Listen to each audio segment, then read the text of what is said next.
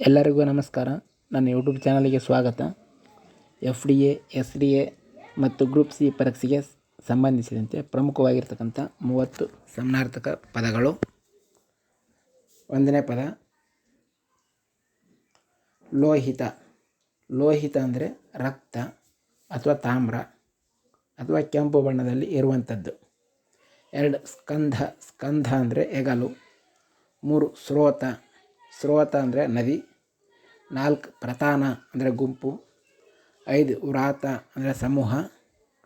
ಹಿಂದಿನ ವಿಡಿಯೋದಲ್ಲಿ ಪೇಟಕ ಅಂದರೆ ಸಮೂಹ, ಮೇಳಾಪ ಅಂದರೆ ಸಮೂಹ ಅಥವಾ ಗುಂಪು, ವ್ರಜ ಅಂದರೆ ಸಮೂಹ ಅಥವಾ ಗುಂಪು ಅಂತ ಹೇಳಿದ್ದೆ. 6 ತ್ರಾಣ. ತ್ರಾಣ ಅಂದರೆ ರಕ್ಷಕ, ಕವಚ. 7 ಕಚ. ಕಚ ಅಂದರೆ ತಲೆಗೂದಲು. 8 ಮೌಳಿ. ಮೌಳಿ ಅಂದರೆ ತಲೆ. 9 ಉರ್ಚು. ಉರ್ಚು ಅಂದರೆ ಚುಚ್ಚು.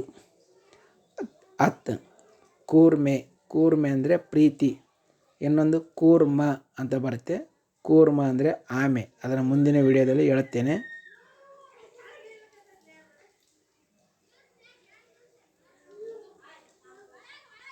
11 ಆಜಿ. ಆಜಿ ಅಂದರೆ ಯುದ್ಧ. 12 ರಣಾಜೀರ.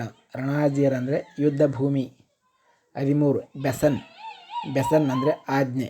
ಇದನ್ನು ಸಹ ಹಿಂದಿನ ಪರೀಕ್ಷೆಯಲ್ಲಿ ಕೇಳಲಾಗಿದೆ. 14 ಜೀಯ. ಜೀಯ ಅಂದರೆ ಯಜಮಾನ, ಒಡೆಯ.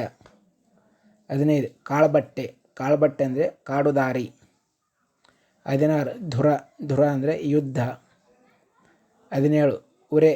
ಉರೆ ಅಂದರೆ ಬಹಳ. 18 ವಿಭು. ವಿಭು ಅಂದರೆ ಪ್ರಭು, ರಾಜ.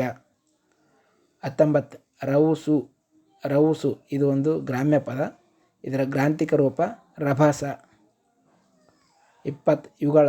ಯುಗಳ ಅಂದರೆ ಅವಳಿ, ಜೊತೆ. 21 ಉಜಾಗಾರ. ಉಜಾಗಾರ ಅಂದರೆ ಕೆಲಸವಿಲ್ಲದೆ ತಿಂದು ತಿರುಗುವವನು. 22 ಫಣ. ಫಣ ಅಂದರೆ ಸರ್ಪದ ಹೆಡೆ. 23 ಗವಾಕ್ಷಿ. ಗವಾಕ್ಷಿ ಅಂದರೆ ಬೆಳಕಿಂಡಿ. 24 ಬಾಬತ್. ಬಾಬತ್ ಅಂದರೆ ವಿಷಯ, ಸಂಗತಿ. 25 ಜಾಪಾಳ ಮಾತ್ರೆ. ಜಾಪಾಳ ಮಾತ್ರೆ ಅಂದರೆ ಬೇದಿ ಮಾತ್ರೆ. 26 ವಂಧ್ಯೆ. ವಂಧ್ಯೆ ಅಂದರೆ ಬಂಜೆ. ವಂಧ್ಯೆ ಇದರ ವಿರುದ್ಧ ಪದ ಅವಂಧ್ಯೆ. ನೆಕ್ಸ್ಟ್ ಏಗ.